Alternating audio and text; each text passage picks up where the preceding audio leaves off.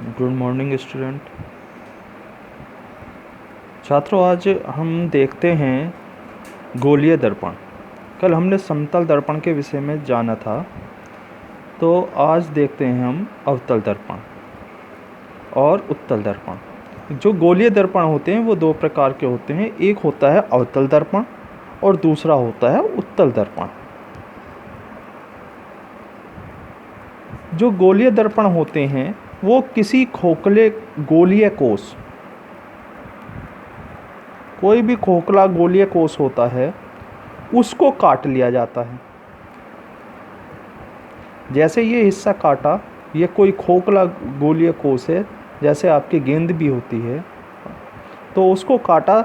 अगर हम यहाँ से काटेंगे तो ये हिस्सा कैसा निकल के आएगा, ऐसा। ये काटा तो ये कैसा आ रहा है, ऐसा।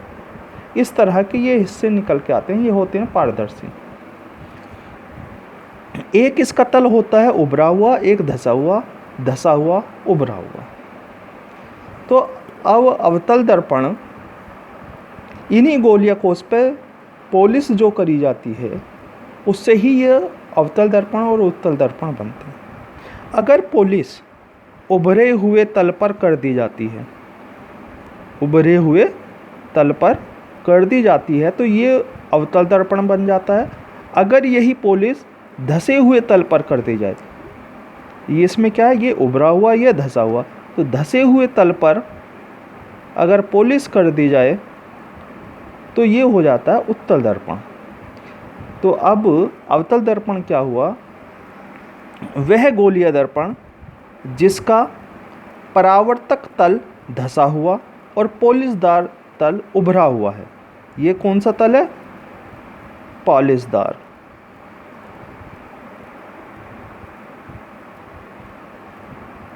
और ये क्या है, परावर्तक तल।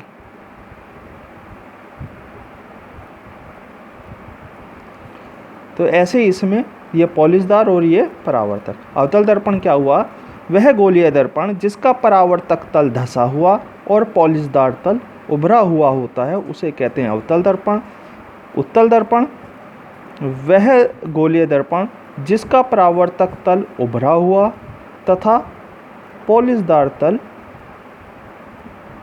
धसा हुआ होता है, उसे कहते हैं उत्तल दर्पण। यही पहचान हम कर लेंगे किसी भी दर्पण की, जब हमें कहीं भी कोई दर्पण मिले कि ये अवतल दर्पण है या गोलीय दर्पण है। अब एक और, अब जो दर्पण होते हैं इनके कुछ पॉइंट्स होते हैं, इनके कुछ भाग होते हैं, उनको क्या कहते हैं। इसमें से कुछ भाग जो होते हैं उसमें एक होता है इसका ध्रुव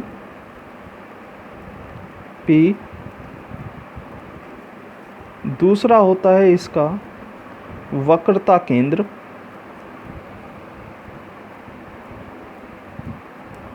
C, 3 वक्रता त्रिज्या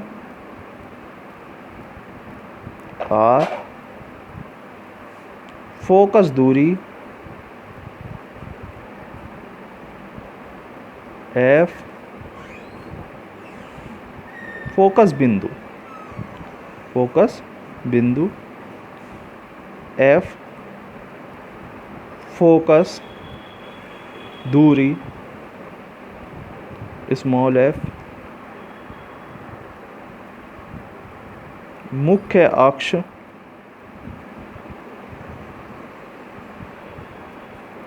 द्वारक, ये होते हैं। अब इनके विषय में जान लेते हैं ये होते क्या है। किसी भी गोलीय दर्पण, ये है गोलीय दर्पण, चाहे अवतल ले लें चाहे हम उत्तल ले लें।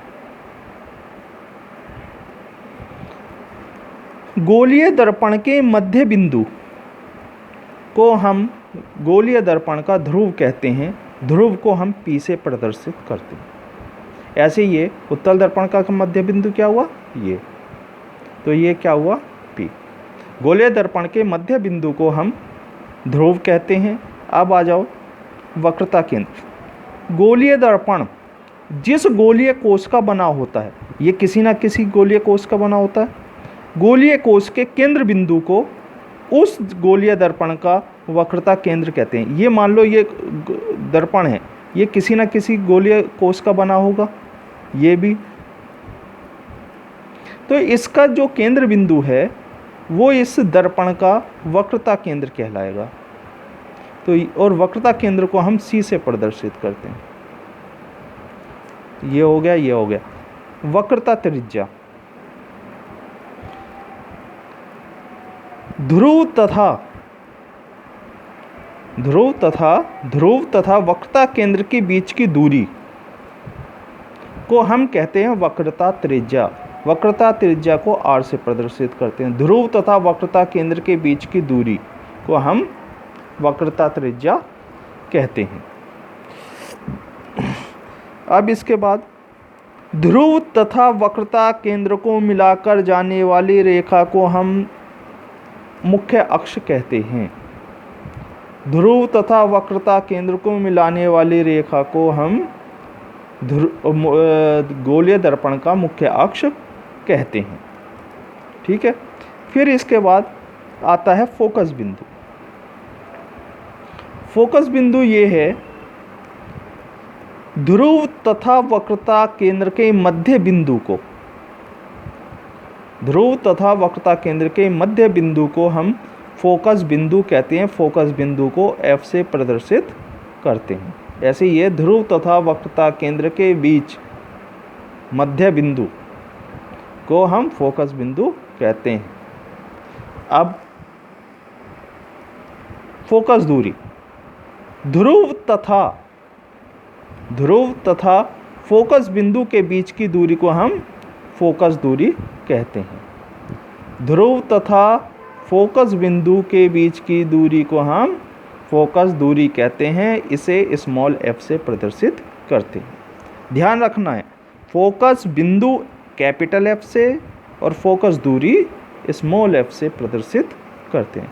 द्वारक, गोलीय दर्पण के परावर्तक तल के व्यास को गोलीय दर्पण का द्वारक कहते हैं। परावर्तक तल के व्यास को हम गोलीय दर्पण का द्वारक कहते हैं। ये हो गए ये, इनको आप विशेष रूप से याद कर लेंगे, ये महत्वपूर्ण है। इनमें से एक परिभाषा परीक्षा में आ जाती है और इसके आगे ही दर्पण का मुख्य ज्ञान आरंभ होता है। इसी की जानकारी होगी तभी हम आगे अध्ययन ठीक प्रकार से कर सकते हैं। धन्यवाद।